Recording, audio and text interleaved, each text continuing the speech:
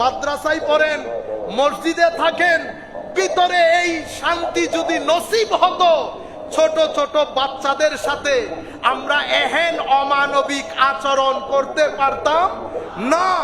কারণ এগুলো চতুষ্পদ জন্তুর সাথে যায়, মানুষের সাথে যায় না।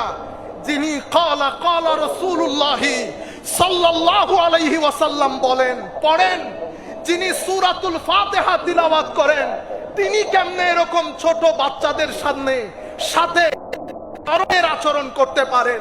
তিনি কেমনে একজন ভদ্রলোককে জ্বালিয়ে দিতে পারেন? তিনি কেমনে একজন মানুষের সিনার উপরে উঠে লা ইলাহা ইল্লাল্লাহ বলে জবাই করে দিতে পারেন?